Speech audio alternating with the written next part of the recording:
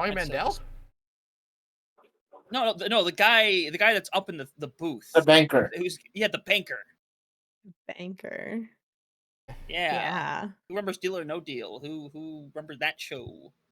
I remember playing the arcade game. Yeah. I used to have a little the handheld games. They had one for that, and I had that growing up. Okay, I do kind of remember that actually. Yeah. I played it on the Wii. That's pretty fair, honestly. I never had a Wii. You never had a Wii? The greatest selling video game console of all time. I literally have 3 Wiis. I wanted a Wii so bad. I wanted one so bad. Just never got one. I had an Xbox 360.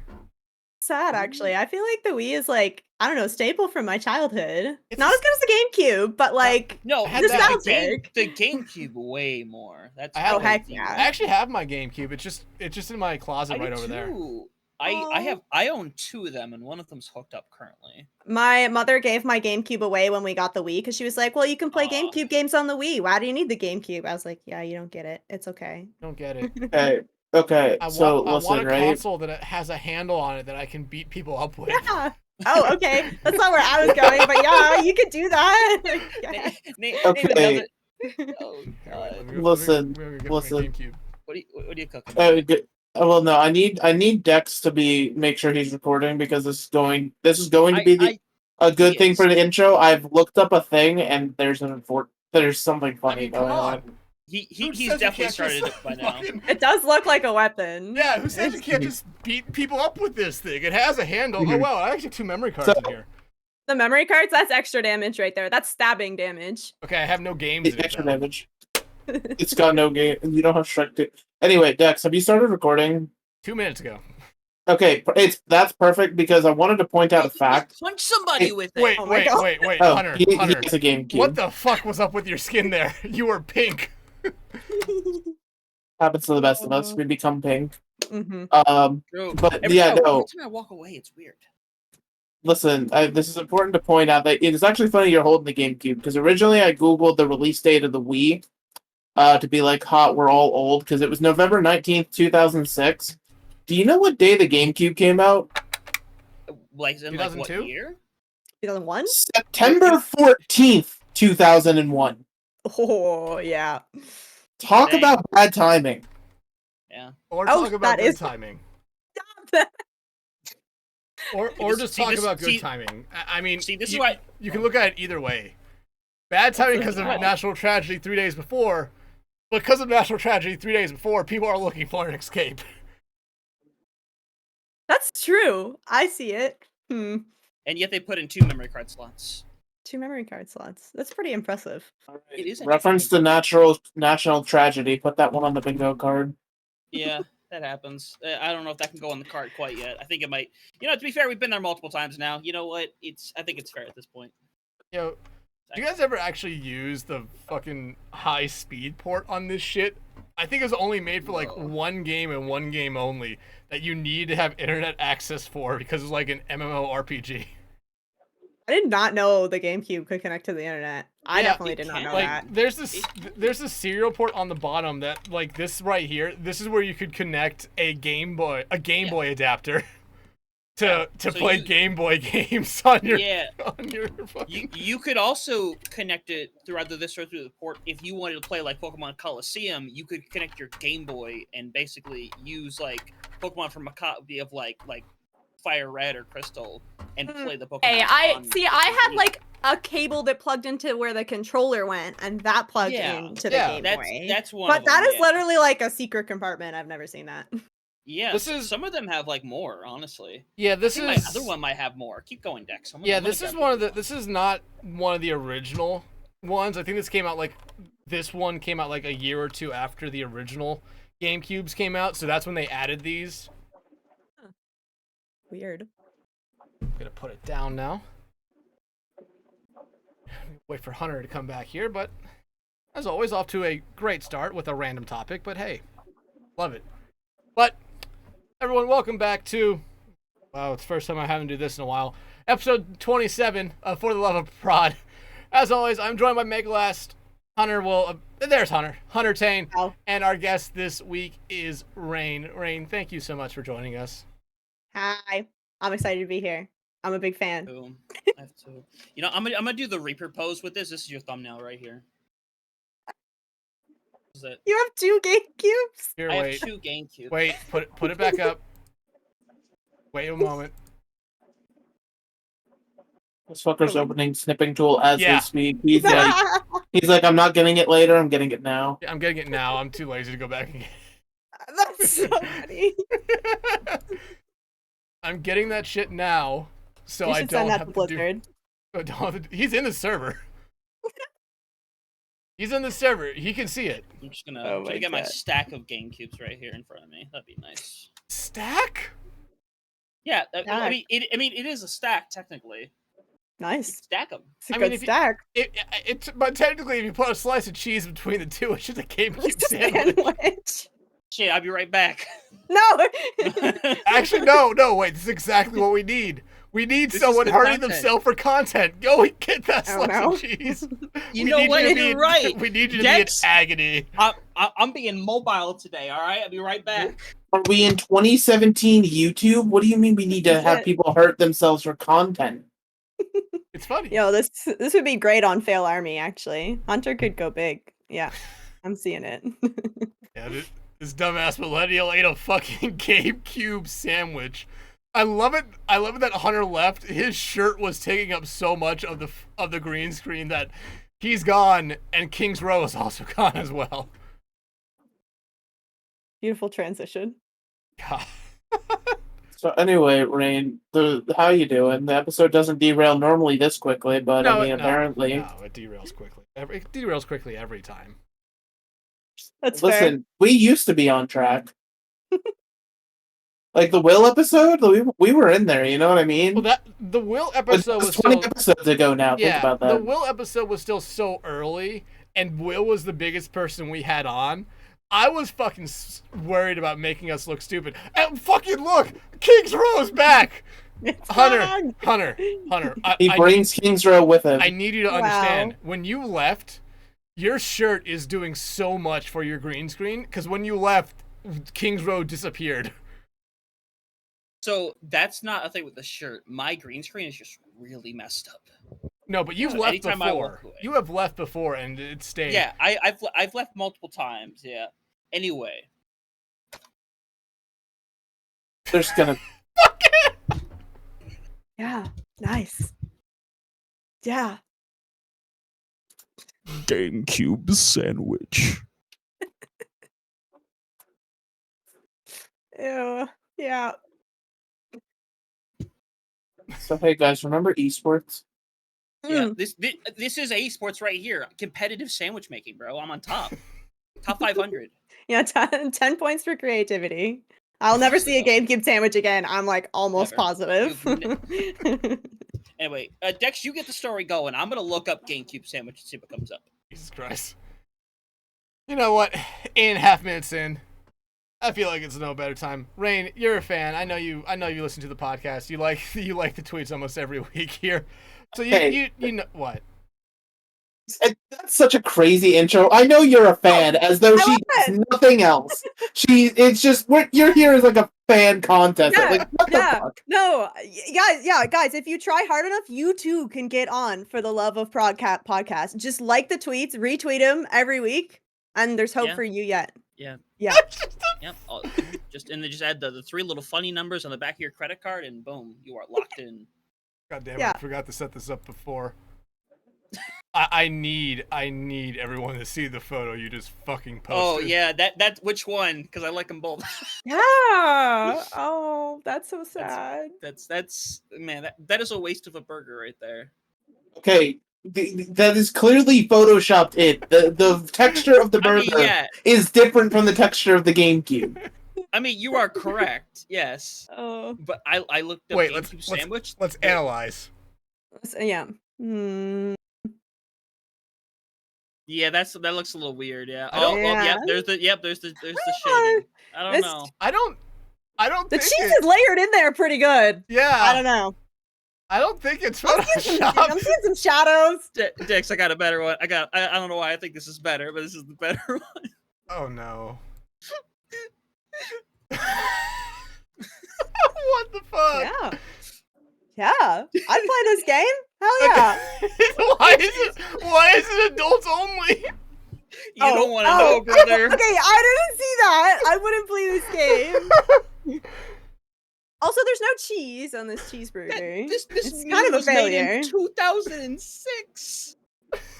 I hate the spacing so much. Why does it look like a Cheeseburger. cheeseburger? Game.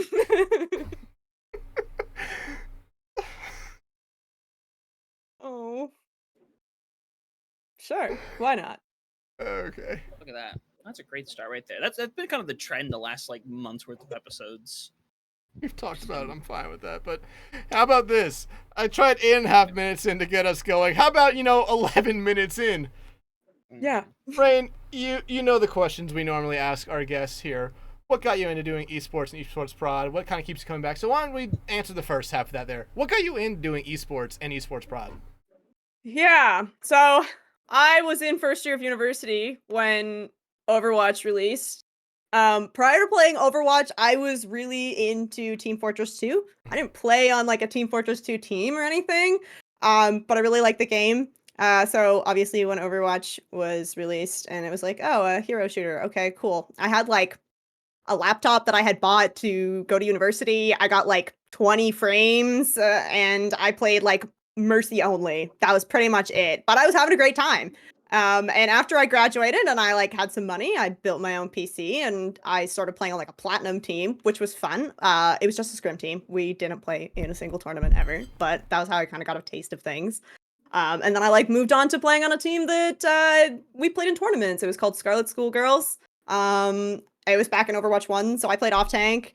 And unfortunately, not unfortunately, it's good. I got a job, a full-time job where I had to travel a lot. Including to like some places where there's like no internet, and really just poor cell service and everything. So I couldn't keep up with playing on the team. So I kind of like retired for the first time, and I started managing a platinum team, which again it just ended up being a team that like scrimmed. That was like in I don't know, like 2018. I had no idea how to like navigate Discord or anything, so I had no idea how to find tournaments to put the team in.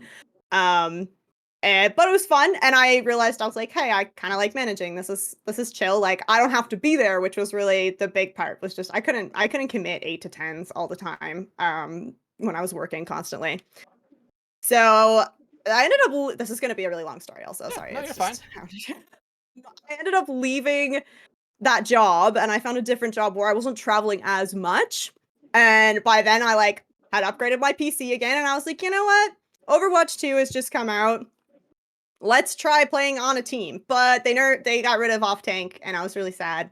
So I was like, okay, I'll just play support. So I started playing Lucio, and main support. And I played on a team in Ragnarok Gaming, and I had a really great time. I met a bunch of really cool people.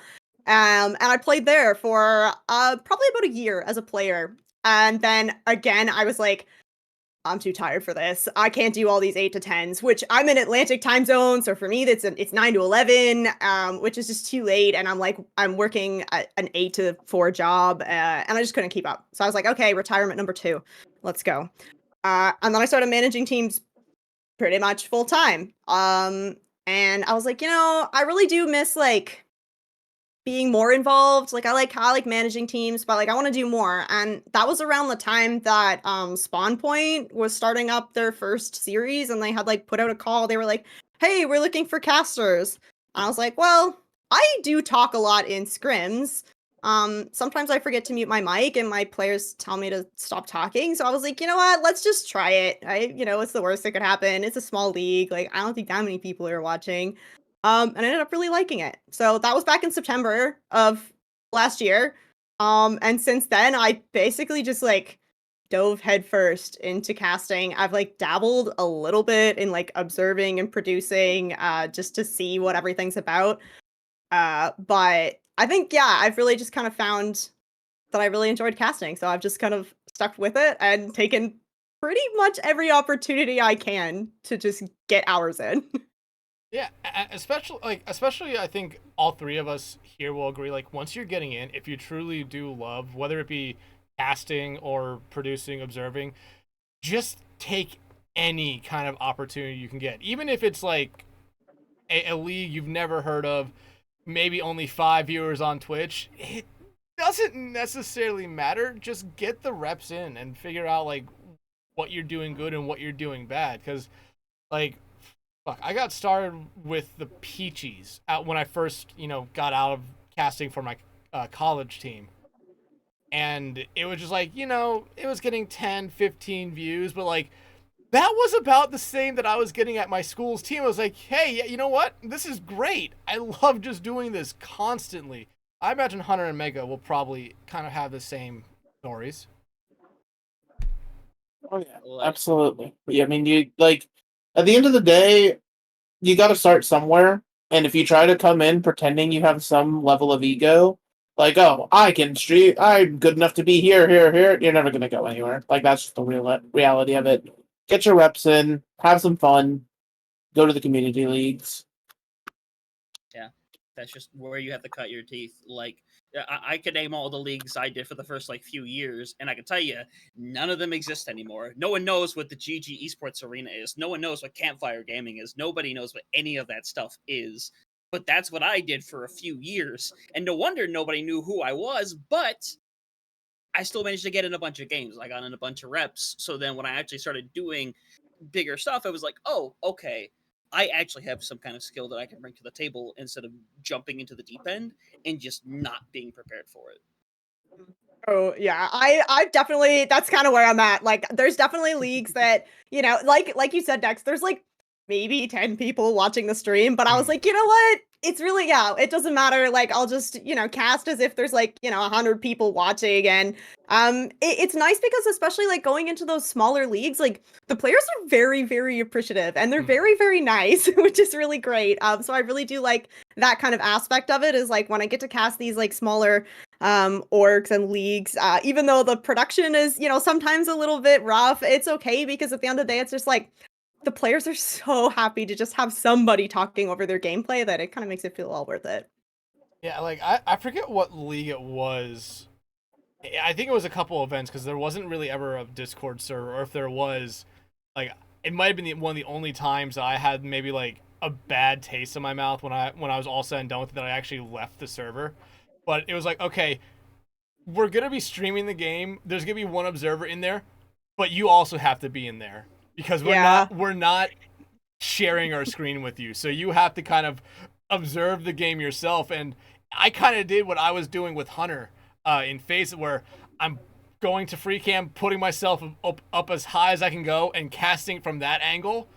And like, I know Hunter, because we mentioned it, I've talked about it a couple times. Hunter I don't know if he hated, but he probably disliked whenever I started talking about something or a player that was not on the screen and nowhere near where he was observing, because his view was the actual thing that was going up on the stream. Because I know at that point he's sitting there looking at where everyone is on the top, saying, okay, which button do I need to hit to get to this player? Yeah, like it most of the time it wasn't really an issue. It was if Dex is saying, oh, this is going on, it's probably important enough to swap over to it and see what's happening. Not always, but most of the time it ends up working out, because obviously when other people are observing, we are more so following what they bring up and we're able to kind of follow up on that. But it's the other way around in this situation where I hear it come up and I'm like, oh shit, where's the button to swap? And the first week or two, it wasn't the cleanest thing in the world, but we got better at it. I think that's fair to say. Oh, I kudos to you, Hunter, because like I did a little bit of prod. This is where I got my taste of doing some prod, was like when I was doing some of the Ragnarok Face-It matches, where I was like, I am not like, I don't even stream on Twitch. Like I really had zero experience streaming whatsoever. I like downloaded OBS and I got like the broadcast GG package, and I was like, okay, we're gonna figure this out. And I was like, I cannot cast and observe and produce at the same time. I was like, I know I can't do that. So I like brought in some casters and I was like, I'm just gonna learn how to produce. And like, man, I couldn't even like observe and produce at the same time. Like it was a disaster, but we got through it. That what I just posted in the Discord is what I imagine Yeah. Hunter's like anytime I start Yeah, talking about someone feel on that. the screen.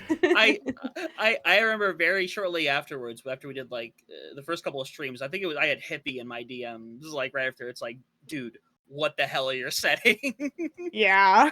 and thankfully is very obviously very wise about it. And by the time we did it next time, it actually looked good, and we kept consistency from then on out. But like keeping up with doing with the full on production, being the observer, and also trying to cast on top of it. I will say it's odd to say that was fun because you were busy every single second of like that hour and a half, 2 hours, however long it was, especially when we did our double blocks with South America. Yeah. Yeah. Oh. I'm happy Hippie messaged you about, hey, the stream's quality looks like shit, because you want to know what he did for me? Nothing. What was that? Nothing. I turned the bitrate up to like 7,000 and was still only streaming. What? Yeah, I had Was that 7,000 high? bitrate at 648p. Oh my lord. So it was streaming at a smooth 60 frames, but man, were the frames a little blurry. I just had to send you what he had me put down, make your life a little easier. Yeah, especially with the next season of Face It coming up here soon. Yeah, we're like a few weeks out at best. The qualifiers are happening like Sunday. Sunday, Yeah, and I know crazy. promotion and relegation games are going on tonight. Yeah, I think Amplify is doing one of their games like 30 minutes from now. Yeah. Ooh. I could get too much in the face of it, but rules changes are one of the rules changes is fun with having to keep 2 players of your old roster if you want to stick around. Yeah, but also they're doing master games on Monday, Wednesdays now. Monday, Wednesday, Yeah. and Friday. If Friday. applicable, yeah. Which if so means that because that doesn't seem to obviously I don't want to dwell on this because I know we're trying to talk about other things. Yes. But We'll talk it's about gonna it after. Yeah. I like that. I like that. All right, but moving on to the next part of the question, Raine, you already kind of mentioned it here a little bit. What's one thing that kind of keeps you coming back to esports and esports production? Yeah, I think so. When I first started and I didn't know anybody, I can't really say it was the people because I like knew names, but like because my time zone's later than Eastern, I like go to bed almost right away. So I don't really get to stick around and kind of like meet everybody maybe as much as I'd really like to.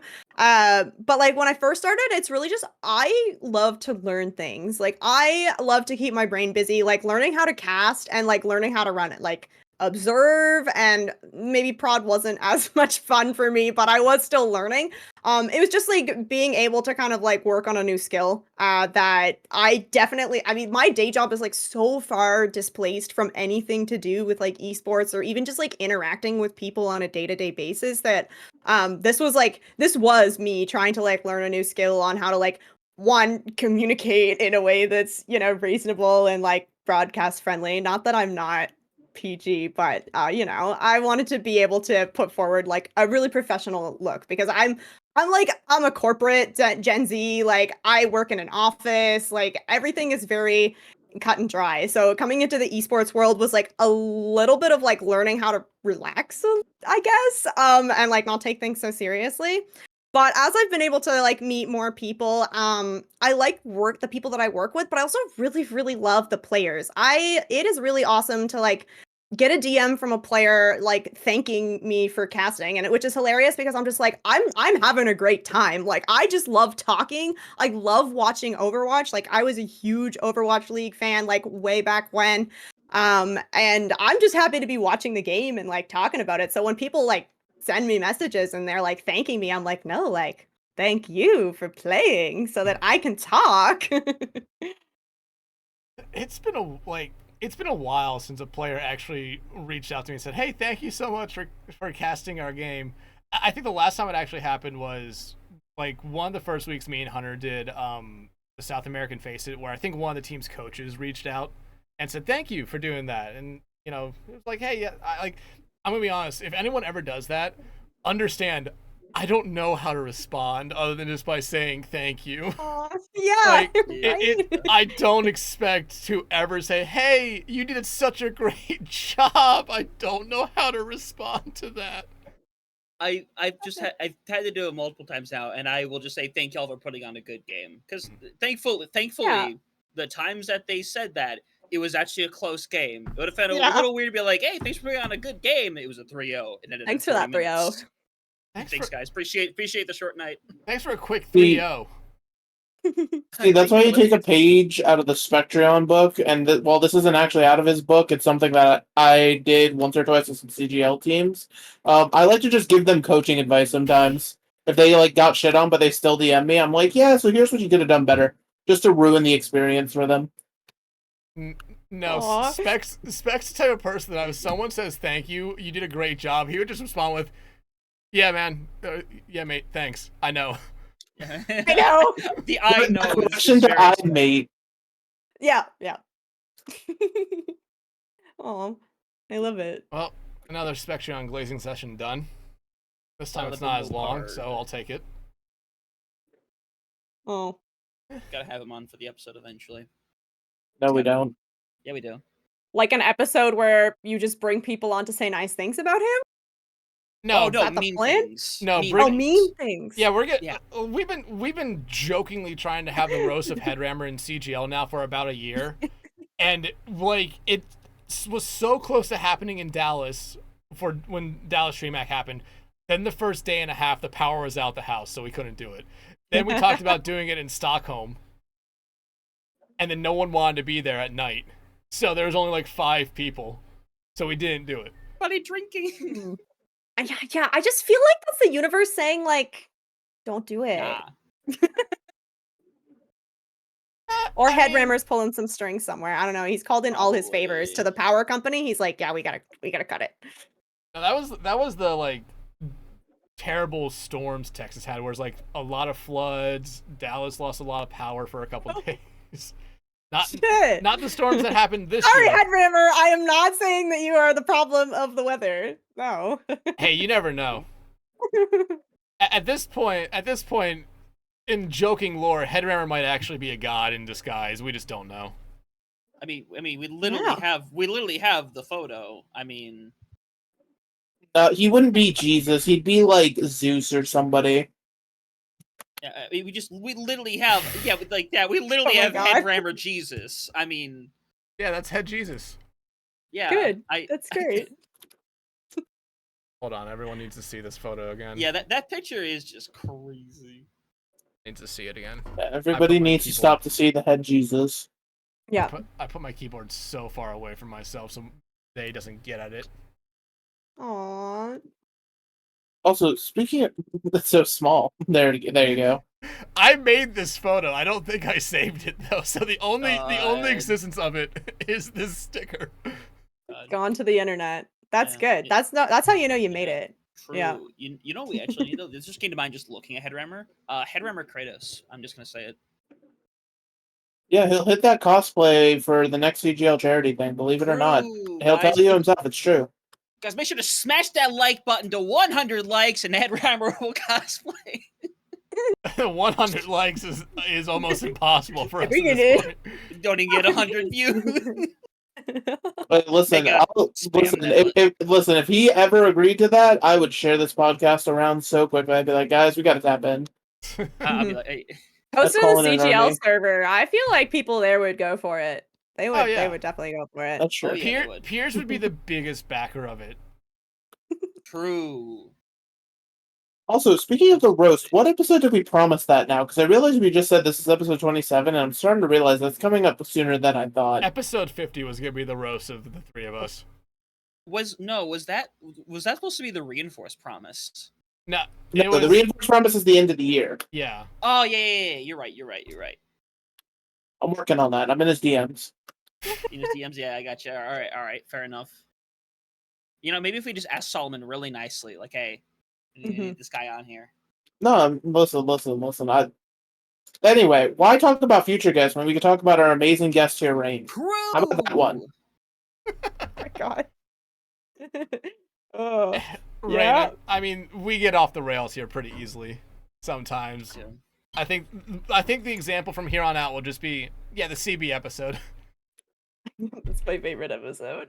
I would say I love CeeBee. I was gonna say that's probably a lot of people's favorite episode. Yeah.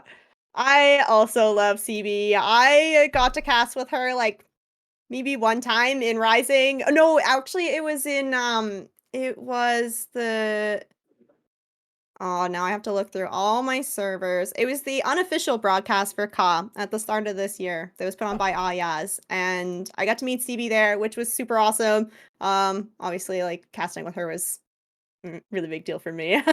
But she was so sweet, and she was actually the one that recommended me to Ex Oblivione to do their charity event. So I would not have gotten to do that event if it wasn't for CeeBee throwing my name out there, which is really awesome. Yeah, I mean, CeeBee is probably like I would say up there in the Overwatch community as probably one of just the best people. Yeah. Who's not constantly shitting on the game. Yeah, I do appreciate that. Yeah. But like I casted with CeeBee once, but I think the time I'll always kind of remember working with her was when I tried hosting a CGL Apex pug. And Okay. it was the two casters were Light Rose and CeeBee. I think these were the first times I interacted with both these two people. Story. In between rounds and anytime we were on break, it was just I'm gonna shit on myself so hard in a joking way because they would also jump in on it a little bit, but then I started to go further than what they thought where they thought I would go. No. And I think they honestly started to feel bad for me.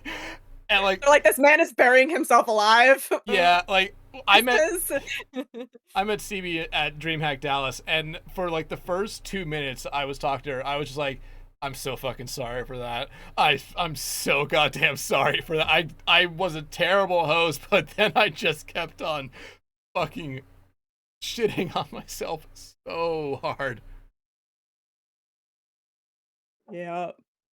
But I mean, so you worked with a couple of these teams. You manage a couple teams as well. Let's focus in on the managing side of it a little bit, because like you were talking about when you were talking about what you got, holy fuck, what got you in and what kind of keeps coming back. You really like talking about the game and managing these teams, especially in we look at Ragnarok here. Because that is a team that is in a lot of community leagues. They're in Face It League, a lot of different tiers of Face It League as well. And I always look at that team and an org like Alternate as two orgs that really do try to really improve or make sure the players are always improving. And it's always fun to see that. Was it kind of like working with one of those orgs that it's such a big org, there's so many players, but you always are seeing the players constantly move up?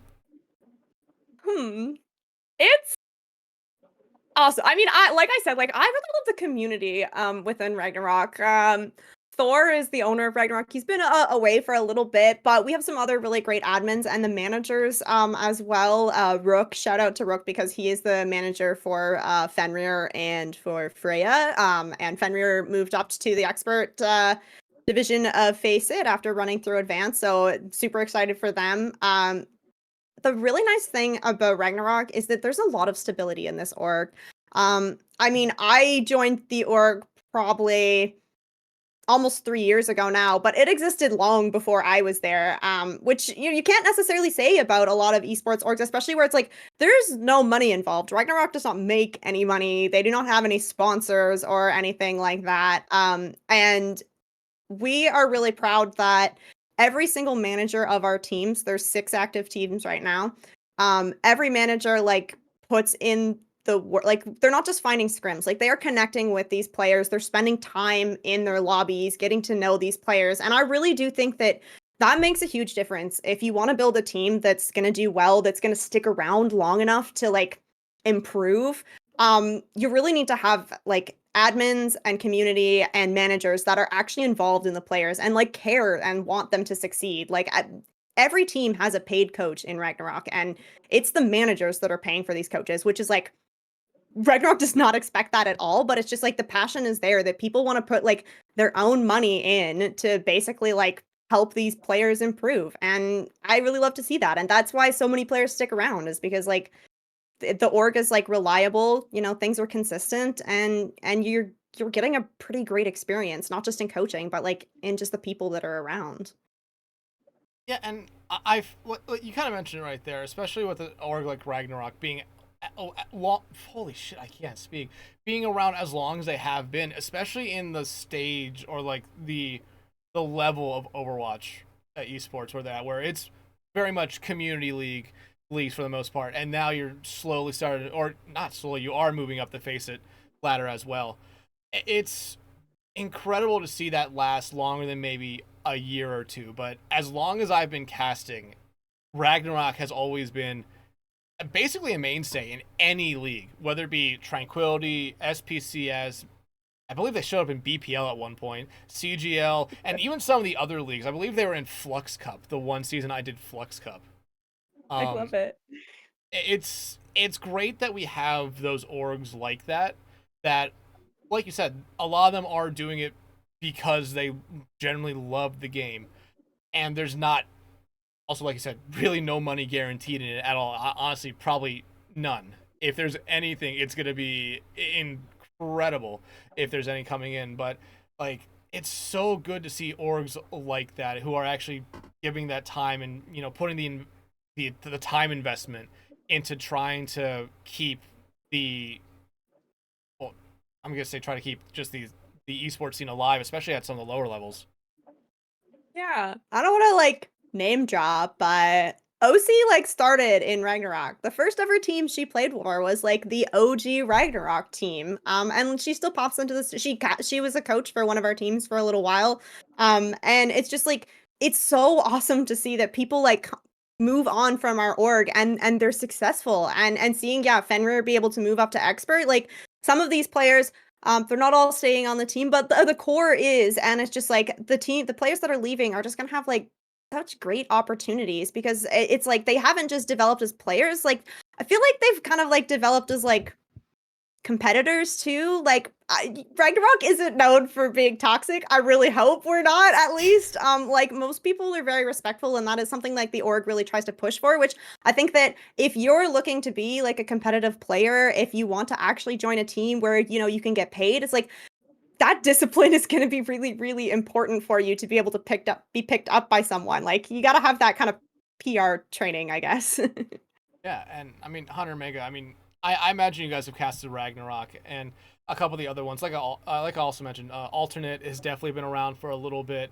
I'll say I casted with Alternate once. It was at the start of last year, and my computer's motherboard decided to crap out of me in the middle of it, which was really funny. Oh my God. But it's great to see orgs like this, because hell, Alternate for the first part of Face and Masters in NA was the best team. And I thought it'd be incredible to see that that org potentially getting those promotion and relegation games. Granted, fell apart in the back half of the season, but still made a little bit of a run in playoffs. But like Hunter Mega, I mean, we have seen some orgs in these lower level or the community leagues. I mean, we've definitely seen some. They might not be Ragnarok, they might not be Alternate, but there's always like a couple here and there. Like I forget what.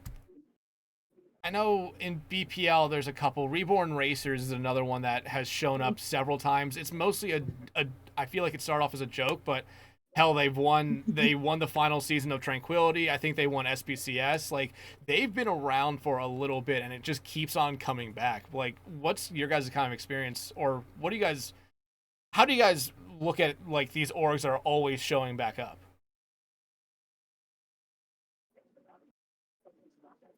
I mean, for me personally, the one thing that makes it easier is to tell a story. Because obviously, regardless, our job is to go into any kind of match and be able to tell a story. But when we go into these leagues where it's like, hey, we have seen this team before, we know this team, we know a lot of these players, it makes it way easier. Like back a couple years ago, if we got a game between like MME and like 0907, we know exactly who we're talking about, know exactly the story we have experience with these teams, and it makes it a lot easier to really talk about and discuss. And that's the same situation now with a lot of the Ragnarok teams that we have been able to see. Which shout out to one of your coaches, one of my former coaches, by the way, KGB, brought us to a championship last year. Hell of a guy.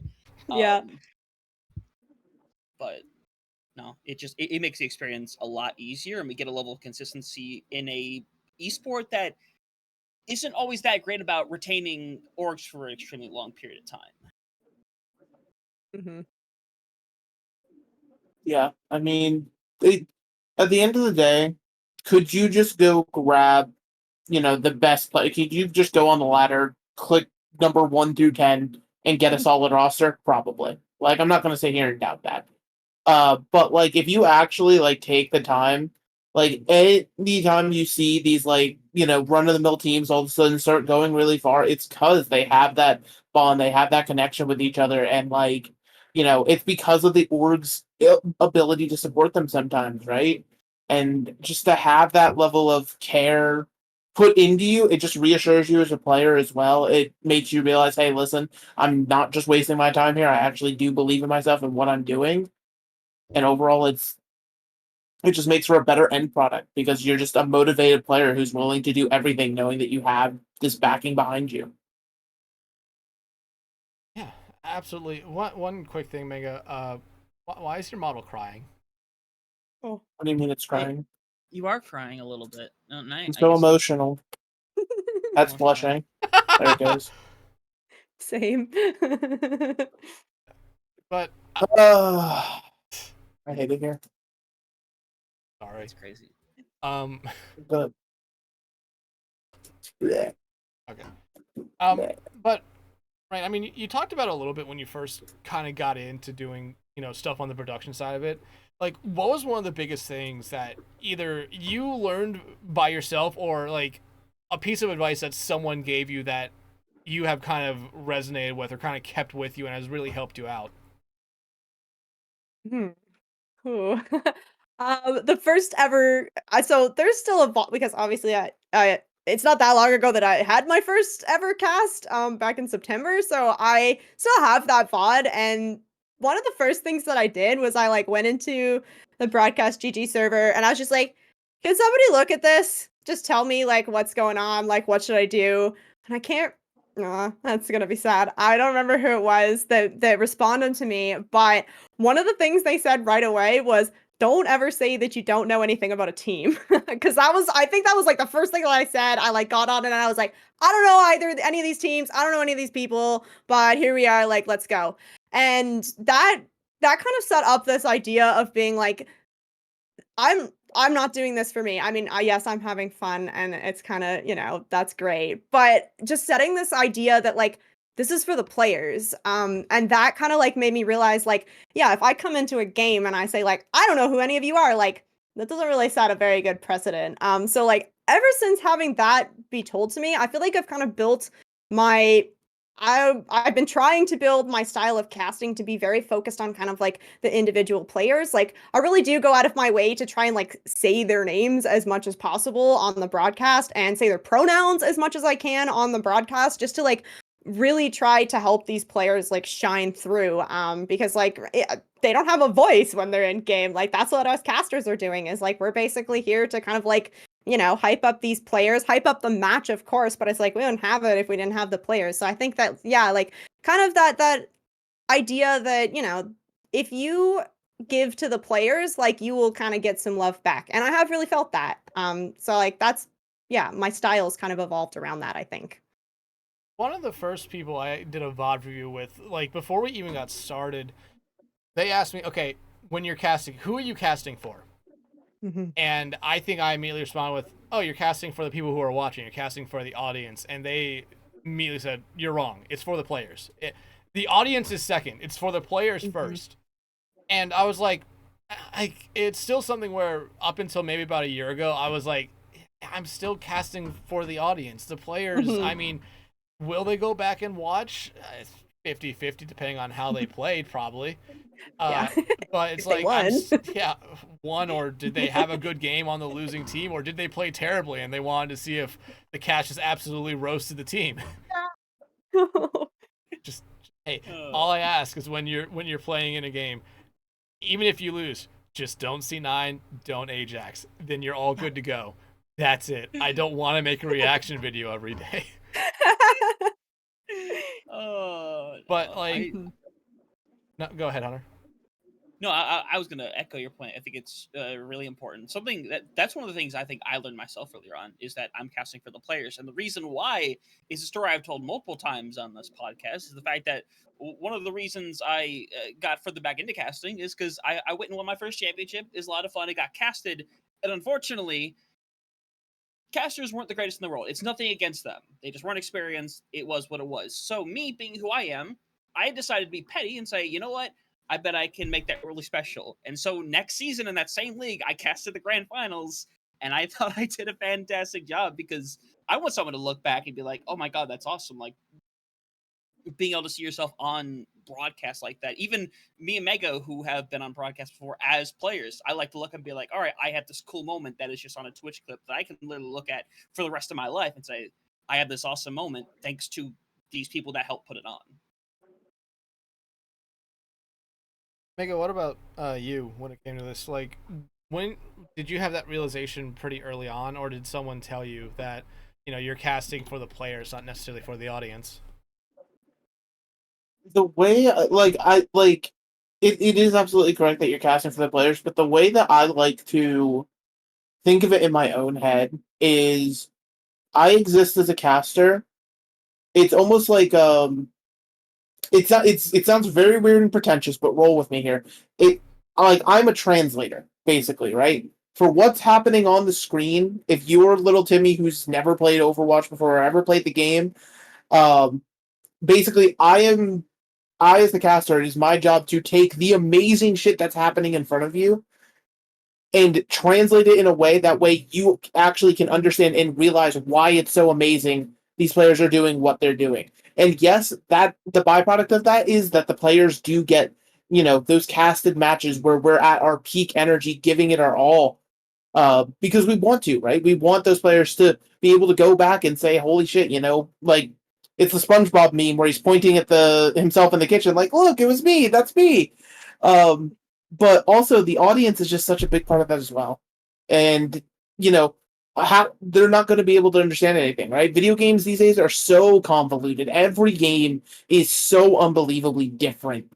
And to be able to sort of just be that vessel, be the middle person that's able to sort of tell you why this player's doing good, why this fight just went well, why things are amazing. That way you can, it's almost like instead of it being an inside joke, us as casters, we're opening the door to be like, hey, come in. We're inviting you in. I'm explaining the joke. That way you can laugh and join in with us.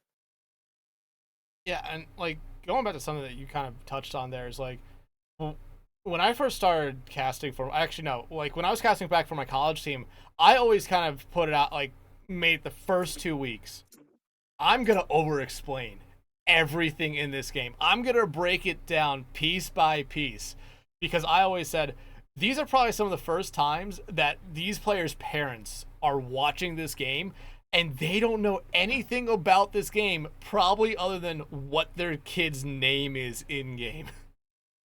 So it's always something where it's like, okay, I think it's a bad way to explain, like, dumb it down a little bit and explain it to explain something how you're explaining it to a 5-year-old or 6-year-old, like, this is how this works and this is why they did this, and yeah. But after like the second game, it's like, okay, if the parents are still watching, they understand by now. So I'm immediately gonna skip 5 steps and just go back to how I was acting before. And like, I think that that's still around the time where I thought, okay, I'm casting more for the audience rather than the players, because I was really gearing it towards the parents, not the players. And I wish the players would have told me something at my school, but as far as I know, the players didn't like me. But here or there, everyone has their own thing. I really wish that the university that I went to did not have an esports program at all. It was very sports focused. Although now apparently they do have some form of esports, but there's no Overwatch. So I was like, I don't think I'm gonna really get involved. I have gotten involved with like a different university in my town. I've agreed to manage their collegiate team, which I'm super excited for, and a little bit nervous just because, like, wow, this is like, I'll actually be able to meet these people in person, which, like, I haven't really gotten to do that with any of my players, obviously, now. But yeah, I'm super excited to get more involved in collegiate because like I said, I didn't go to a college where I could play in it. I haven't really like I casted maybe a couple of collegiate matches, but I do think that especially here in Canada, like it's slowly getting bigger. We're definitely not where the US is at right now, but I think that it's a growing scene, and I'm excited that I have a chance to kind of like get in while it's just growing. And that's interesting because right now I think one of the Canadian schools might actually be one of just the best collegiate programs in North America. I don't want to say, is it St. Clair? I've never heard of this. I think it is. Yeah. I think it's the St. Clair. It's St. Clair Saints. I know that's what their name is. Oh, that's wild. but they have. I think they built like a big facility just for the esports team because it is honestly one of the best esports programs in North America. Not just the United States, Canada, or Canada. It probably is the best esports program in Canada. Okay. But like they've hosted big LANs, they've traveled to a lot of like the big tournaments at the end of the years. Like they are a good team no matter what it is. Dang, that's cool. Yeah, even their main page, it's like it's their esports team. Mhm. Like that's literally their website. The first thing you see is their esports team. That's really cool, actually. Esports teams win championships. I don't know if any of their other sports do. They're sponsored by Tim Hortons. Oh my lord. Yep, the most Canadian thing. I love it. I'm trying to decide what we do next here because I will say this: Mega does have to leave here in a moment. I low-key got scrim in 7 minutes too. On one of my teams. Do you have to leave as well? No, I don't necessarily. One of my teams is scrimming, so I mean, if we need to end early, I will go to a scrim. But it's okay. I mean, I want to give Mega does have to leave, but I want to give her time here to do her question. No, the bit's over. No, it's fucking over. It's over. This is the final week. This is the final week of it. No. Okay. So here, let's explain why now the bid is officially over. It is with very sad news that Mr. Salt no longer gonna be a landlord, as the city has condemned the street. Nickelodeon canceled Blue's Clues. So, wow, that's so sad. Wow. Yeah. It had a great 22-year run or something like that. Crazy. Wow. Yeah, I think it's like 22 or 24 or something like that. It's crazy. True. They did have a good run, I guess. You know, you don't want to live too long, become the villain or whatever. It's time to go. It's sad. Mr. Salt's gonna be homeless now. That's crazy. Him and his 4 kids. Yeah, his wife and 4 kids. No, 26 years of rent. I think Mr. Salt's okay. I think he's got a mansion somewhere. Offshore accounts. He's all right. Offshore accounts. Offshore accounts. Okay, but let's I'm gonna go to the actual question here. Raine, you've started to cast a little bit in Rising Cord for Calling a Heroes Rising Division, and I mean, I've cast there a little bit. I know Hunter has cast there a little bit. Mega's cast there a little bit as well. Mega also plays in Rising. I mean, what has your experience kind of been with that, especially working with Echo? Because I feel like that's where I'm kind of dragging this question with, too, at least. The Echo. Echo is kind of. She's been my most, I guess, consistent producer. I feel like in like Spawn Point, where I do kind of a good chunk of my other casting, and I guess I've been kind of dipping my toes in BPL a little bit. But like Echo's been my most kind of consistent. I feel like she's probably the producer that I've worked with the most, and I just like that she tells you what it is. Like she just says it like it is. There's no guesswork with Echo, which is really awesome. And she's obviously a very, very talented producer. She's very well organized as well, which I really like.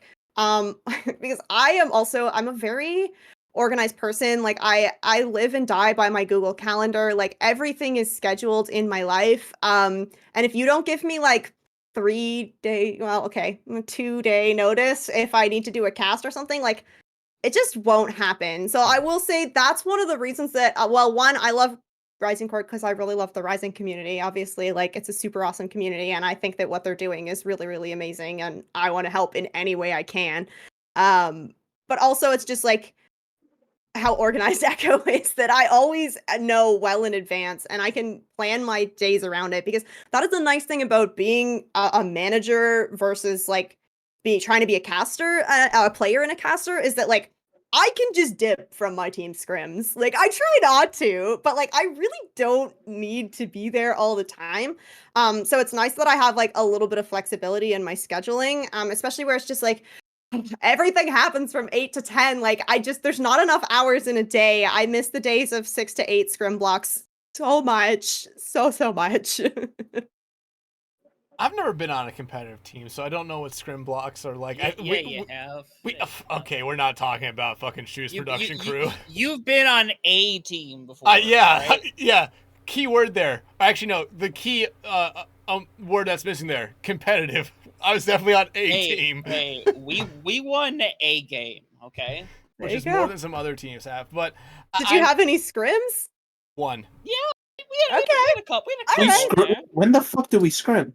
It was like a week before. We scrimmed like leading up to the advanced qualifiers is what we did. Yeah. There you go. I still hate the advanced qualifiers, because like an hour before it's like, oh wow, there's 8 teams signed up and 12 make it. It's like, we might not even have to play a game. Oh my god. 5 minutes before, oh, here's 36 teams. Yeah. Yep. But that's a marathon. Yeah. It wasn't for us. Oh, it was a quick night. We were out there lost. and like 30 minutes out, we're like, all right. Yeah. Good job, guys. See you next time. I want to talk about Echo here for a moment, and especially I want to bring Mega into this for a real quick, because Echo was kind of mad at Mega for talking about the... I don't think she's here anymore. Echo was mad at Mega for talking about the fact that, or bring it up on the podcast last week, that on her anniversary to her husband, they played her and Mega played Baldur's Gate. Yeah. And, like, Echo explained to me, like, they had their whole celebration a night before, or a couple of days before that. Like, they wanted to do their own thing that night. It's like, they said at that point, it's just another day. It's like, yeah, I'm starting to get to that point in my life where my birthday is just another day. Yeah, I feel like that's where like me and Echo kind of vibe. Like, she is a scheduled woman. She scheduled her anniversary the day before. It doesn't matter what the actual day was. Like, you know, when does it fit into the schedule? Okay, Baldur's Gate fits into this schedule. Like, girl, do you? I would.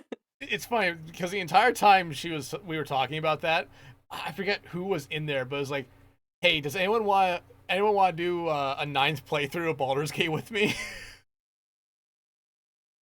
Okay, that's dedication. It's not gonna be any different than the 8 other playthroughs, but it's just gonna be with someone else there speaking to, speaking ideas into her head. But no, you're absolutely right. Echo is like, I put her in the same kind of level where I look at Headrammer and Hippie when it comes to producers, and Solomon, where they have everything like ready to go.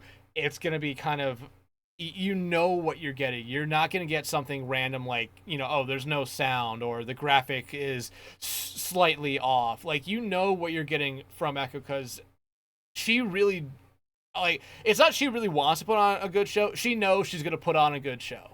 So she's not going to make, mistakes that you might see from like, I'm gonna say a midweek SPCS game, and I don't mean that bad, because I know SPCS. It's no names. It's really like right now I see SPCS as, hey, you want to be in BPL, you're still struggling a little bit, you're new to it. SPCS, go there, grind your teeth, and go back and forth between BPL and Kitsune League and SPCS, and you'll be great. And a lot of times you were dealing with new people who were troubleshooting and trialing and erroring everything during their broadcast, which as casters, I mean, you kind of have to deal with it sometimes, but there's other times where it's like, yeah, man, you really need Nitro because you're streaming to us at 480p, but I'm just seeing the rainbow on my screen. Yeah, I'm super like I think that's a great place to get started. I had an awesome experience in SBCS because Mhm. again, super structured, like, and it's so predictable. You know, you got your games on like Monday, Wednesday, Thursday, or whatever it is, and it's like you know that there's going to be a match one of those days. So okay, if you're free, like sign up for it. And I think that for somebody that's like just new and starting out, like being able to just kind of get that consistency, really, really good spot for people to start. And yeah, you know, the prod too. It's like there's such Yeah. a demand for production staff right Mhm. now that like there needs to be somewhere where they can learn. So like having kind of like SPCS as like a small little one, and then you know we have like the BPL people like working actual OWCS events now, which is crazy. It's like you need a pathway for the production, just Mhm. like you need a pathway for players, just like you need a pathway for casters. Pathway for casters, I think, is a little bit more blurry at certain Mm, points. The pathway for production, I'm not gonna say it's easier because it's definitely not. It really isn't. But working with Solomon, I feel like is a really good thing to do because of what Solomon has helped out with, whether it be Face It, OWCS, Owl, Deadlock, Marvel, Fight Night, and some of the other big things as well. Because it's up to Solomon a lot of the time to pick who he wants to get to be working the production with him. And it's like, does he trust you, everything? And it's a lot of the people from BPL, and it's really mhm. great. And that was like, it's great that everyone is starting to get their flowers and start getting those big things from the production side of it, the observers, the producers, the replay ops. But you're also starting to see the negative side of that as well, because SPCS sometimes this past Yeah. season it was okay. We have a solo producer, solo observer, and Yeah. it's sometimes we might only have a solo producer who's having to observe and do everything on the fly.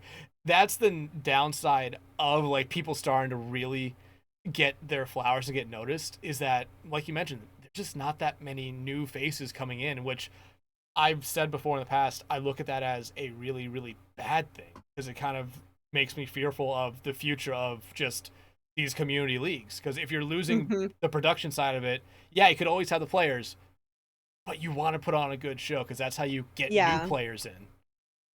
Oh, absolutely. And I mean, I'm pretty active in the Overwatch community, like just in general. I really like I feel like I'm a fountain of knowledge. Like if I see like a random question in like the Faceit server or the Overwatch esports server, and I'm like, if I have the answer to it, like I'm just gonna answer it. I don't care. It doesn't matter if I've never talked to this person in my life. But a lot of the questions that come up, especially where people are like just getting new, like getting the kind of a taste for what Face It is, but they're like, oh, I can't really play in Face. Like I'm a low diamond player. Like I really want to play in this, but it's like, none of the teams will pick me up. And they'll be like, where can I go? And these are the places where I like send them. I'm like, go check out Spawn Point. Like you can get broadcasted matches there. I'm like, you can check out BPL, but it's going to be a draft style. So like you kind of have to get known in the community first. And it's just like having these little grassroots places where you can kind of send people so that they can literally just like get better as a player, as a competitor. It's like if we don't have those, it's going to be I guess like collegiate is essentially going to be like the way to go, which kind of just like if that's the only pathway for players to take, it's like that's going to lock a lot of people out that are really really good at the game and that really definitely deserve a chance at these things.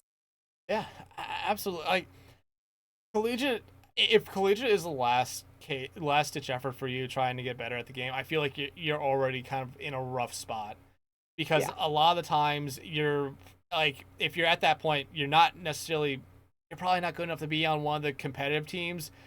And then a lot of times you're also just these schools that have it like, hey, yeah, you need to be this level. And then it's like, okay, Yeah. maybe there's a club team that you could form, which, Wild Thunder. Um, uh, but at that point, it's like, it's a club team. It's something where I could say like, hey, yeah, this person has a test this week. We can't practice. We can't play. Yeah. Like, it's why it's why SPCS is good, because there's some structure to it. If you're on a team, you're gonna be there, and there's always the looking for team Mm. chat, which is something where I think a lot of players should really do that, especially if, hey, the season should be starting up here or coming up here soon.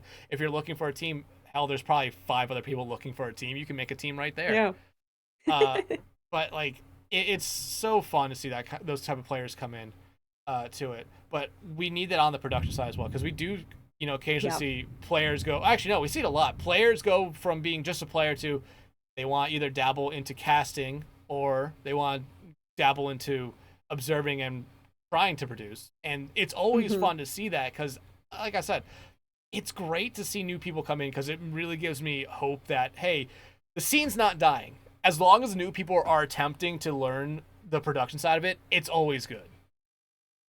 Yeah, I agree. I mean, it's like esports needs to be an ecosystem. Like we can't really just have like people leaving and having knowing. We need to like have a community that like kind of fosters people wanting to learn these things because like that's nice about pretty much all of like the producers that I've worked with in Overwatch. It's just like everybody's so willing to help you, and I think that is something I haven't worked in any other esports, so I can't really say for sure. But just to have a community of people that are willing to answer so many questions for you.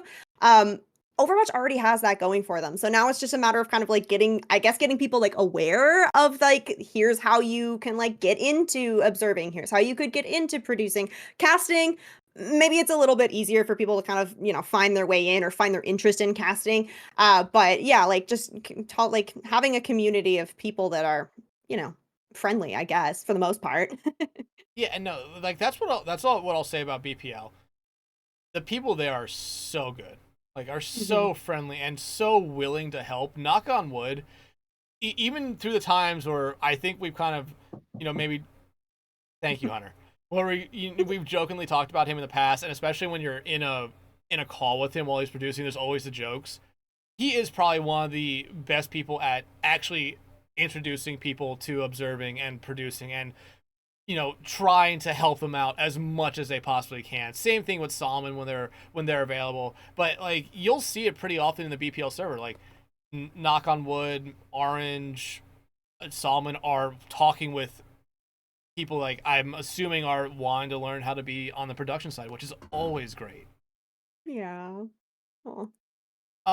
But I mean, let's go back to now your production side here, though, because probably most people will know you as a caster, but you did mention like you have started to, or you have done observing here and there.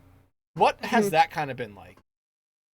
It was kind of a disaster at first, I can't lie. Like I said, I did not stream on Twitch. Like I'm not at all, like not even a little bit. So when the season 5 of Face It started up and I was like, okay, I want to do something for Ragnarok, but like I said, I was like, I don't think that I can do all 3 of these things at once. And I was like, I could probably find some casters that shouldn't be too difficult. And I did have a little bit of OBS experience from working in SPCS because they needed somebody to run OBS. And I was like, well, okay, you know, sure, I can do that probably. And I don't know anything about like tech stuff. And like, I can, you know, Google everything, whatever, but it's just, I ended up having to run my broadcast on 2 computers because my main computer just did not have the capacity to be able to like run the game and screen share the game and stream it to Twitch with a 2-minute delay or whatever. So I have a gaming laptop that I had bought because like I said, for my day job, I travel quite a bit. So I had a decent laptop. So what I ended up doing was I'm on the game on my laptop. I have it, you know, right in front of me. I got my 2 monitors. I am on my second Discord streaming to Discord, which also Hippie told me, oh, you shouldn't do that. You should use this other thing, which I never set up, but thank you, Hippie. Is it Discord Canary?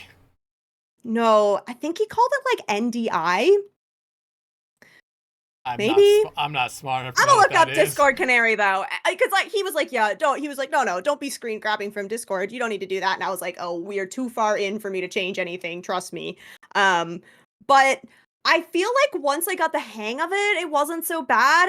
Especially I think learning to work. Hunter kind of talked about it, but like working with the cues kind of from my casters a little bit, and hearing them kind of like mentioned like, oh, like this ult is coming up, and I'm like, okay, let's go look at that player and their ult. And for the most part, like once I kind of got all the settings down and my audio wasn't vanishing randomly and my game wasn't like, you know, dropping every second frame, I felt a lot more comfortable on it. I definitely wouldn't say I was like having as much fun necessarily because like it's low-key like a little bit stressful, like trying to find everything and I'm not really talking and like I just want to talk. Like I'm talking the whole time and my casters are like, Raine, you gotta mute. And I'm like, okay, sorry. I'm like casting while I'm producing because I just can't help but talk. But I think that, it gave me enough experience that like I am really looking forward to this next Face It season where I'm like, I have given myself the skills that like I think I can do all three of these tasks at the same time. Probably not, to the highest quality, but like I've given myself some confidence, which I think I was seriously lacking when I first started trying to do this production thing. Yeah, and I imagine Hunter will agree with you a lot because when it comes to Face, I think that was the first time he was also having to do everything, and it was like it's learning the production side of it from someone who has only ever been a caster, who only or thought they would be the caster, not needing to really do anything with like, okay, let's make sure I swap the scene, the scoreboard's right, is the score right? Like, I'll say this. Me and Hunter didn't use like Broadcast GG or Solomon GG for our scoreboards. I made the images, so we could never display bands. Yeah. Broadcast GG doesn't have bans either. I think that they've just added them, but like that was the thing. I'm like typing. I'm like, these heroes are banned, and half the time with Face It, I didn't even know who was banning them anyways. So I'm like, it doesn't matter which team banned them; they're just gone. Yeah, like the last time I solo streamed, it was like, okay, I'm gonna go through and quickly type in at the start of each map who the bans were, like under the scoreboard. But it just, I felt like, especially because I was streaming at 6:48, apparently, it probably was impossible to read anyway. But like having to do everything on the fly, I felt like it is something incredibly hard to do because from like the times where I solo streamed, it was like, okay, I had to quickly do this, but still make sure I'm talking about the right stuff. And I think the last time I solo streamed, there were times I said it going into every map. Okay, hold on one moment here. Give me a second to update the scores, get the scoreboard right, and put in these bands. It'd be about 30 seconds. So I would lose that 30 seconds where you want to talk about, okay, this is what we expect to see on this map. This player's coming in, this player went out. These heroes are banned, so you can really see this play style a little bit more, or that happened a little bit more. Like you lose some valuable time when you're having to do that. But with how me and Hunter were mostly doing it, with me and him casting it, it's like, okay, he had that time to update everything because I could talk about I could do the color role and talk about everything that you would normally do as a color in that time. Yeah. I having like a second person I think is such a great idea. I mean, I like when I first watched like Bullskunk covering Face It, I was like, wow, he makes it look so easy. Like he's like consistent the entire time. Like it never feels like there's any like silence or anything. And then I gave my hand at it. I was like, yeah, this is why this guy is like the professional. Yeah. No, I was gonna say the one time I ended up doing it alone because I forget what it was with you. Internet died. Yeah, your internet died, and we had a South America game, and I went on there, and thank God it was short because I was so used to it at this point where I'd went in there, and then I would just let silence go for like 5-10 seconds, and I'm like, oh, that's right, I have to keep talking. It's me. No. Oh no, this is only me. Yeah, I ran into those same things where it's like, okay, there's gonna be some silence, and it's mostly like I'm either typing something or I'm taking a drink because like I'm not. I was just going, and then finally like I need 3 seconds to take a sip of something because my throat is actually dying.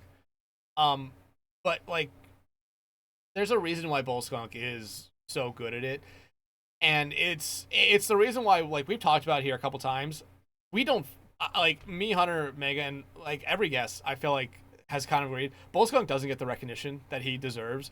Like you have it down to players and orgs whenever they find out that they're being streamed by Bullskunk, it's like immediately they're sending Bullskunk like, hey, here's what we like to do, here's who we expect to play, thank you so much for doing this. Like the teams and players, going back to what we were talking about earlier with like who are we casting, the players or the audience. That's a moment right there where the players are so thankful for Bullskunk streaming them. And it's not, and Bullskunk doesn't just cover Master, he covers the lower tiers as well. And that's what makes him so great. And like he truly should get more recognition. And I know OWCS has brought him on to be like a guest on the desk before, but there truly needs to be more for how much he's actually putting into the lower, like tier 2, and I guess you could say tier 3 and 4 of of Overwatch esports. Oh my gosh, yeah. He's covering everything. I mean, he's basically kind of the role of like what I feel like a coach would do. Like that man has so much knowledge about so many different teams. Like I feel like a team could just like pick him up and be like, "Hey, we need you to scout this other team." And he's already got all the information. Hey, both I mean, that could be like a side gig for him, honestly. I mean, he was picked up by Amplify to be the co-streamer for them when they were in OWCS. That would have been a very like funny thing. It's like, hey, whatever they tell you, just let us know. Let us know. Slide it along. Cat's moving for the first time. She's alive back there. That's Aldia. She's pretty chill. Yeah, Zay's actually been pretty chill. Like she's laying right here on my desk. She hasn't tried to eat any cords or fall off the desk like she did last night. I cried. There was an audible gasp when I saw this clip of the cat just tumbling down. I was like, oh no, poor baby. Yeah, I hate that my sound's gone from my mic or from my camera, because that's a secondary camera I have set up to record those reactions. And it's just so funny sometimes to see what Zay does. Like, she's just walking, and I'm trying to get her off the keyboard so she doesn't press anything, and then it's just, bye. I love her so much. Oh my gosh, I love cats. Oh, precious. My reaction there at the end was like, "What are you doing?" I have to say though, that is like a really great idea what you do, and I totally am gonna find a way to somehow set up a camera because like I am an incredibly expressive person, especially when I'm casting. Like, wow, like I have to have the worst posture ever when I'm casting. I'm literally like tuned right into the screen. I'm like the hunchback going on. And the first time that I ever casted with SPCS, I'm pretty sure I think it was maybe Person or maybe Knock that were the producer. And this was my first time ever casting. So like the idea of like Video Ninja, totally foreign concept to me. So like I am not really remembering that like there is somebody that can see me this whole time. And at one point, I think that they were asking whoever was co-streaming with me, like, hey, do you have like a Twitter that we could like tag you on?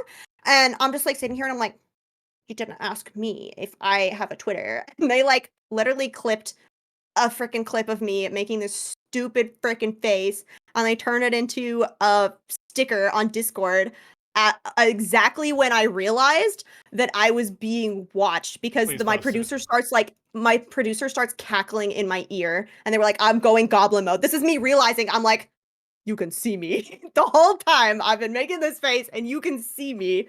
But that was something that like I really had to get used to, because I don't know, I just make dumb faces. I love it. I'm so zoomed in. That's what I got. Me realizing, like, the moment I'm like, oh my god, yeah, this is good first impression for sure. Yeah, that's great. No, but like that idea for the reaction thing, I had like in my head for about a year, but I was just like, I need to buy another laptop. Like, I need to buy a laptop or something to do it all. And it was kind of something that was like, one day I just said, you know what, fuck it, I'm gonna go to Best Buy and buy the cheapest refurbished laptop I can get, because it's only going to be used to download OBS, download Discord. That's it. Okay, you use your laptop. I didn't know if it was like your phone or what you were using, but okay, I could pull that off, I think. Somehow there's desk space somewhere. Surely I can find room. Oh, that was a bad idea to pull to pick this up. Oh god, my jumble of cords on the right side of my desk just got immensely worse. Oh, I feel that. I was running like a 100-foot Ethernet to try and plug in my laptop when I was doing prod. It went all the way through the living room. It was a disaster. I think I have about a 20-foot Ethernet, maybe 15, because my router is under the bucket. It's under the bucket on the other side of my room. Bucket? Yeah, this is I did a cast with a Rocket League team for one of the opens that they had for RLCS early last year, And there was a joke we had going on called the bully buckets because it was like a 7-hour long cast. So the joke was, hey, these players need buckets so they can go to the bathroom. I wasn't paid for it. I wasn't paid for Like, a 7-hour Say that, long... and then you're like, I'm gonna bring my bucket over No. so that you can see it. Yeah, I wasn't paid at all for a 7-hour long broadcast, but the people who did it got stickers made of the logo, and they said, hey, you guys can go make your own bully buckets. I was like, you know what? Hell yeah. God. I'll go make my own fucking bully bucket. Wait, that's so funny. Aw. I think I have rubber bands in this bucket. That's all I have. That's good. I'm happy to hear that. Thank you. I'm just trying to keep them away from Zay. Aw. That's a long freaking cast, though. Oh my gosh. I think the longest one that I did was probably 5 hours, maybe. It might not have been 7. It might have been like something like 4. But just the jokes we had going on during it just made it seem like, yeah, we're gonna over exaggerate the shit out of how long this thing was. The longest cast that I've ever had was actually with Hunter. It was her. It was like earlier this month. Oh, you're back to back. Yeah, No, yeah. You're the Face It stream. They were 5 map bangers back to back. Is that right? 3 5-map bangers. Yeah, I'm a fan. I get it. Yeah. What was it? It ended up being like 6.5 hours, something like that. 6.5 hours. Yeah. Holy. Yeah. Oh my god. Longest broadcast I've ever done, but it was so much Easily. fun. But you know, we're close to our wrapping up time here. Hunter, do you have any more questions for Raine? Yeah. I've got my usual question because this has just become my thing now. At this point, I'm just gonna keep asking it.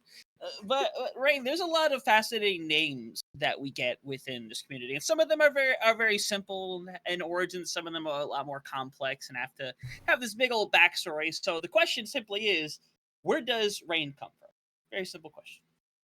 Yeah, okay. There's a little bit of backstory, I guess. When I was in high school, I dyed my hair a lot. So many different colors. I dyed it myself, so it didn't really look that great, but there was a couple years where I was trying to dye it rainbow.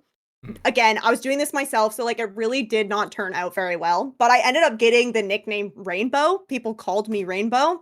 And I was playing soccer kind of at the time, and people ended up kind of shortening it into Raine. And at the time I was really into this game, Tales of Symphonia. It was a GameCube game. I was replaying it when I was in high school, and there's a character in it that was named Rain Sage. So I was, yes, GameCube. Heck yeah. GameCube. Yeah. That's so crazy. But yeah, that's what I got the spelling. The character and the name had an E at the end of Raine. So I kind of took it a mixture of from Rainbow and then this character in a game that I liked. That's good. I mean, it's actually a really good explanation because Hunter is just Hunter, his name. Yeah. Mine is just a combination of a nickname my dad called me. Actually, 2 nicknames my dad called me that my brother just put together. I forget what Mega comes from, but I know I know. Fuck. It's Pokemon. I feel it's Pokemon. It is Pokemon. It is Pokemon. I'm a bad friend for not remembering it. Yeah, it's just because she's a Megalass. Yes. Yes. That checks out. Great yes. Friend. But Raine, before we sign off, is there any questions you want to ask us? I was wondering. So, I mean, you guys have always been casting Face It a whole bunch. So I'm assuming that you are planning to do this again on, season 6. I am very locked into I just follow kind of one team or just one org.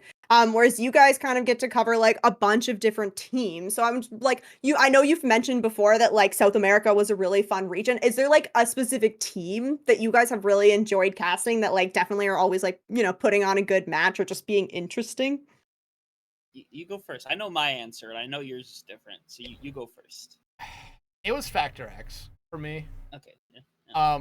And mostly because one, they were the majority of the Chilean team in Copa America who really made it a difficult match for Brazil in the grand finals because everyone thought Brazil was just gonna wipe the floor.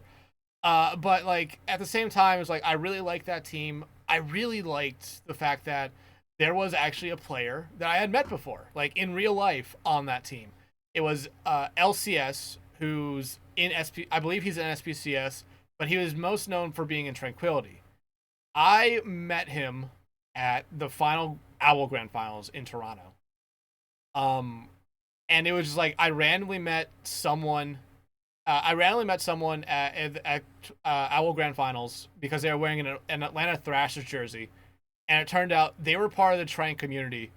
And when I said, yeah, my name was Dex, because I decided I'm not going to say my name is Spencer at the esports event. I'm just going to go by what I go by online. I said, yeah, my name is Dex. And he said, the person just said, are you Dexatron? I was like, yeah. It was like, holy Oh my gosh. fuck. And he's like, yeah, there's a whole bunch of people from Tranquility here. I was like, really? I want to meet all of them.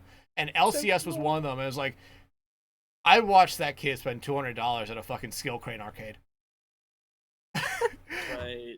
But at the end of the event, as everyone was leaving, as I was leaving because I wasn't staying with anyone. I was actually staying in like an Airbnb that was a converted basement, which was really nice. I will say that. It was like a really nice redone basement. They basically turned into a one bedroom townhome. Really nice. Yeah. But like we were all very emotional because they played that. I cried my eyes out. They played that like, you know, the season finale video, and then there's the thing with the alarm, and it's like, fuck, that got me. Like that was the moment when I actually just started to like actually cry.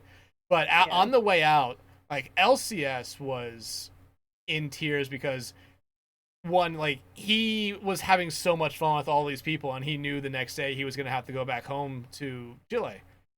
And it was just something where it was like, man, I hope I get to meet this kid again. And I hope I get to see this kid play more. And like that was the reason why I really like Factor X, and especially because they had that long playoff run. I was like, this team could fucking do it. They could go to EWC, and I would actually give a little bit more of a shit about that tournament. If only. Yeah. If only. But Hunter, Yeah. I'll touch on the North America side of things. Two teams I'll shout out. One I'll shout out a little more quickly. I don't know if there's a team we covered more than Extinction Zero. there was Like because we covered them pretty much. I would say almost every single week, and they were a lot of fun to watch. But I think you would agree with me in terms of North America. If there's a team that entertained us more than anybody, who I pray they retain most of their roster and run it back, Shikigami.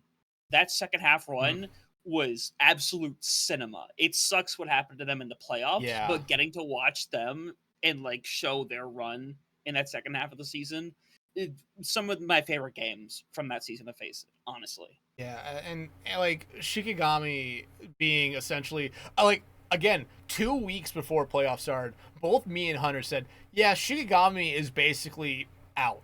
There's no way they can make it. Then it's like, hey, they beat Alternate. They beat another really good team. It's like, well, now they're back in the conversation of, hey, all they have to do is really get a couple games to go their way and just keep on winning, and they're in. It's like, and everything fell in line for them, and they were such a fun story for that reason. And then I had to go out there and say, hey, here's my bracket. I have Shikigami finishing 4th. I'm so sorry, Shikigami. They did. I think they just had a bad day, honestly. They did, and they did. J-Man said like it was their worst day of Overwatch they had in a couple years. I hate it for them, but at least Midori was able to pick up the torch and run. True. Midori was also a great. They played 20 fucking maps in the playoffs. They only had map 5s. They only did map 5s. It was insane. There were so many map 5s just in that entire bracket. Not even just the ones we covered. There was more than that. Yeah, like there were so many map 5s, but as well, like I'll say this about NA Masters Tier for Face It. It is much more competitive than what NA OWCS. Straight up. Yeah. There was 100%. I'm going to take a guess there were more map 5 series in the regular season than there were sweeps. Like the first That's week, fair. I believe the first 2 games I went back and counted it. There was like 3 sweeps and 11 map 5s. Like, it was that competitive. And I hate that Young and Beautiful and Dreamland didn't go up. It's a suck, especially Dreamland. Dreamland is one hell of a team. Yeah. And I'm not Yeah. sure how they didn't pull it out. A- That's really unfortunate. I think I also spoke it into existence because I was talking with I was joking with Hunter like, yeah, watch Dilduck's gonna fucking lock in and somehow keep themselves in OWCS. And they did. I don't know. They did. I don't know Congrats who to them. They paid. deserved it. They deserved it. Yeah. But like, I mean, Wow. I they want do. them like just be better, please. That's all I'm asking. I don't like. Yeah. I understand there's gonna be one, pardon the pun, ugly duckling in every fucking in every region of OWCS. Please don't go 0-7 and only win a map. Yeah, Better than that one nothing. hurts. That one hurts a lot. Yeah. And also because like Young and Beautiful, I believe they're a Swedish org, and there are so many people like asking someone like who ran the org like, why did you guys go to NA and not pick up an EU team? And it was like I don't know if it was the owner or someone who was like very well known in the org just said this was the best opportunity for us to get in to the top tier. Mm-hmm. But Young and Beautiful, I think they should be able to run it back again. And like every one of those players on that team base said, hey, like especially the tank, they said I only started playing Overwatch a year ago. Oh my And, god. like or something like that. Like he had not Yeah. been playing it for that long. So think about another Face It season in. Like they're only gonna get better. That's what makes me really excited for that team. Oh yeah, that's the awesome thing about Face It is like, you know, it's a grind, you know, having 2 matches every week, but it's like you have that, and then obviously these teams are scrimming too. I mean, this is exactly what you kind of want from a Path to Pro is like that consistency. You know that like you guys said, I mean, that many like map 5s, like these are good games. These are games where like these players are going to get better. This isn't just getting stomped or stomping for the most part. So it's like this. It's nice to see that Face It is turning out kind of the way that it is. Because I personally I had never heard of Face 8 before it came, and then all of a sudden it took over Overwatch, and I was like, okay, we'll see. But I think it has come a long way, even in just the few seasons that it's been doing. Yeah, I think it's also getting better as well because now there's actually more people who are co-streaming it. Yes. At the Oh my start, gosh, yeah. at the start, like there was a lot of people at the start, and then I felt like you kind of saw the decline when a lot of the people just realized they're really not getting much from it. And that's where you Yeah. saw Bullskunk really pick up a lot because he just kept at it. He kept going, Yep. he kept going. And now I would say he's probably the face of OW Face It. yeah. Easily. But one thing, you said every team plays 2 games a week. The last couple weeks were, okay, everyone plays 3. That's what killed Alternate. Alternate was one of the best teams, and then they played 6 games in 7 days. Yeah. Yeah. And they won 2 of them. Like, that's what killed them, was the fact they kept on rescheduling games for the one of the final weeks. They went from being the top team to, hey, they made it in. They barely made it in.